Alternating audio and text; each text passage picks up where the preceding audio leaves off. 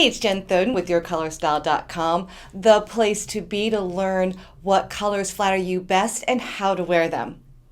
Are you going gray or trying to grow your gray hair out? Or maybe you have gray hair, white hair, or silver hair, and you're trying to figure out what colors flatter you best. Well, then this episode is for you. I get a lot of questions about going gray or having gray hair, and the question goes something like this. What colors can I wear if I grow my gray hair out? Or does my coloring change as I get older?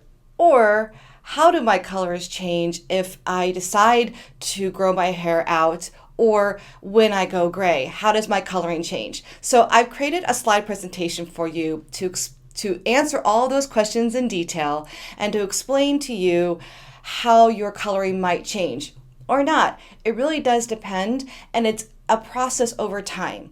I've said before, you've probably heard me say that our coloring changes all the time. We are constantly changing and evolving. And so as we get older, our coloring is going to change. Is it going to change so much that your colors that you wear change? Maybe, but maybe not. So I'm going to give you some examples and some guidelines that you can go by to help you understand where you are right now and where you might be in a few years or 10 years or 20 years from now, because our colors change and therefore it may affect the types of colors that you might want to wear. Okay? So let's go ahead and dive into the slide presentation.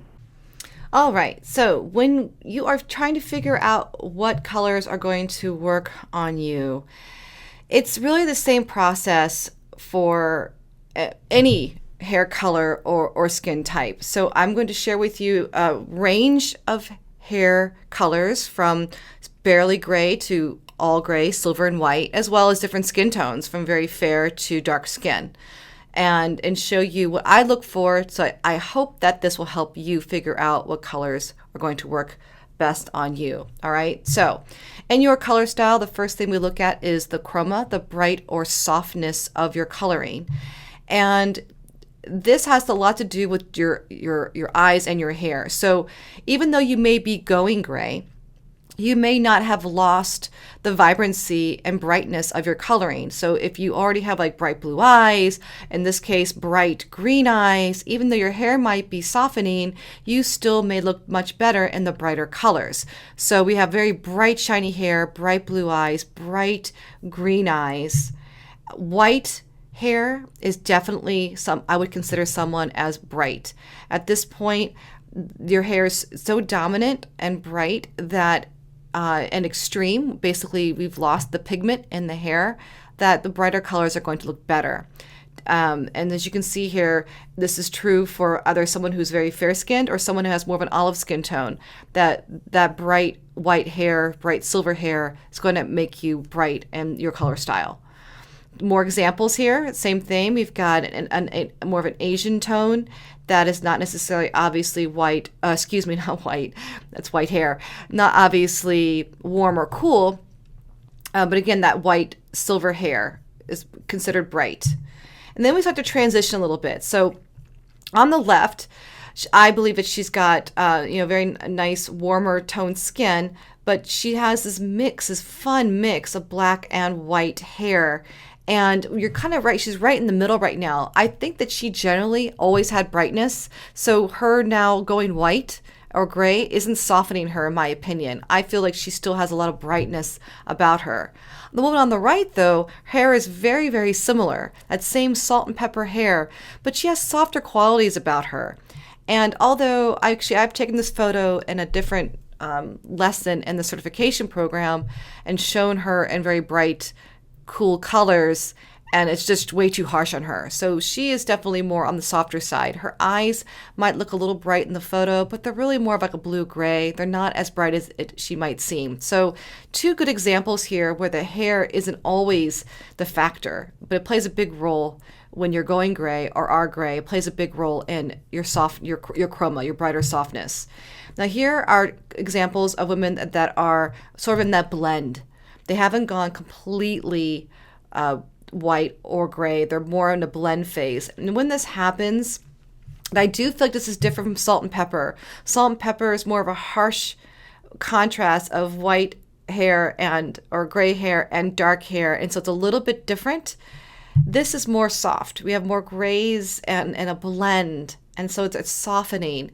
And so these women have more of a softness about them. The one on the left, whether or not her hair, she actually just is softer in general, not just because she's got gray in her hair, but it definitely softens her. And here's another good example. On the left, we got the ashy, light brown, gray blends, very soft, those soft gray blue eyes. And the woman on the right, same thing. She's going gray, but not completely, but it really softens her appearance. That does not mean that these individuals couldn't wear brighter colors, but in general, I would put them into the soft category. Okay. And now if this woman on the right were to go white or silver, her hair would be more dominantly silver or white, then she might actually go into the brighter category because she needs it because her hair becomes more dominant. But right now, everything's very, very soft. All right, the next part of your color style is warm or cool. So once you've kind of figured out your brightness, that right there, you've already solved half the trouble, okay? Because a lot of times what happens is that you start to go with this gray blend and you start to soften, and maybe you used to wear brighter colors, now you're softening. And so that alone should help you. And if you are new to your color style, I didn't even realize to define this for you. When I say that you are bright, it means that you wear brighter colors best. It doesn't mean the brightest colors, but it definitely means colors that aren't grayed and muted. Grayed and muted colors might drain you, really, and make you look a little more tired and blah. So you want the brighter colors on you. And if I label you soft, it means you look better in those grayed colors, those more muted, softer colors. So think of like dusty mauves, and the word dusty or earthy comes to mind when we think of soft. All right. So warm or cool. Now, I will tell you that you're going to see a lot of examples of people that have cool undertones. This does not mean that if you have gray hair that you are absolutely cool. But it often happens. So even if you were once upon a time considered warm undertones, now you've gone really, really heavily gray or white or silver, it is possible that you've switched over to cool undertones. That's not a 100% rule. It's just a guideline to consider. If certain warm colors that you used to wear well aren't working well on you now, it's possible because you have a lot of gray and coolness in your coloring that you didn't have before. Okay, this woman here in front of us has not lost her pigment. She still has a lot of blonde in her hair. Her eyes are bright green. She's got warmth in her skin, so she is still warm. Okay, and you can. I put these are the color analysis cards from the color style kit, the DIY color analysis kit, just to give you an idea of the card and colors that are going to flatter them. All right, and you can get that kit out on the website. She, again, cool blue eyes, cool ashy hair, pink to her skin. So she is cool. Same with her. Cool. I'm just going to go through these. I'm not going to spend too much time. She's got very deep eyes, and so we're going to put more of a deep card on her. Now, you might be a little bit surprised that I said she's got cool undertones because she looks so warm in this photo. I assure you that I've actually virtually draped her in both warm and cool colors, and the bright warm colors make her look more orange. This is someone who's got that olive skin tone where in photos it comes across warm, but really they're going to tip one way or the other ultimately, and I feel that she looks best in the cool colors. Same with her. I know that she appears very golden in the photo, but I played with her coloring as well, and the warm colors don't do anything for her. Maybe because her hair is so dominantly cool.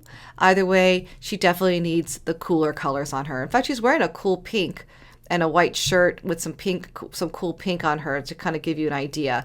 It doesn't mean she couldn't wear the warmer colors, but for this video, I had to choose, so I'm choosing the cool colors for her. Same here. Really, the warm colors on her look terrible. She's absolutely cool. She has an olive skin tone, but it's definitely more on the pink side than it is on the golden side, and that light white hair. The same with her. Again, I know they seem golden. It's not because she's got silver hair that I would say they have cool undertones, but it certainly plays a factor in it. Now we go to soft, and she has that cool hair, cool, they look warm, but they're not. Those are very cool green-gray eyes. I know her expression's very funny, but it's the best photo I could find for this combo. It's a very common combo of dark hair and green-gray eyes. So please forgive the odd expression. But soft, cool, and deep. These are all the individuals that I had said were soft. And she's got cool undertones as well. Again, it's a little surprising, I know, because she seems a little golden here, but those warm, earthy colors definitely did not suit her. Soft, cool, blue-gray eyes, cool, ashy hair, soft, cool, and medium. You could even see that the lip color here is picked up in the pinks of the card. She's a blend of gray. She's going gray here. I feel like she's got more of a gray blend, so I just wanted to use her as an example. I think that she was soft and cool before she started turning gray, but I'm going to show you that. And then the same here. You can see that these nice soft and cool colors really flatter her well. I think her makeup is making her look a little bit more warm than she really is. I think that she's probably fairer and pinker without the makeup. And then the last thing is just how deep are you? Light, medium, or deep. And really, if you are dominantly gray with light eyes, stick to the brighter, lighter colors. Darker colors are going to definitely start to feel really, really heavy on you. So keep them light. Like dark colors on her are just going to make her look, just going to age her even more and bring out more of those lines. So keep it light and bright. She's about medium in quality. You can see there's got some depth in her eyebrows here, so we're going to go medium there. And you can notice that you don't need to be an I'll air quote older woman to have gray hair, right? So a lot of women start going gray in their 20s and 30s. So it's not about age. It's about what colors are really going to harmonize with your overall tone and coloring best. All right. And then wear what you feel is comfortable and what you want to wear. So she's about medium. She's got some depth in her. So I gave her medium colors. I think too dark she could maybe even go a little bit darker because of the depth in her hair.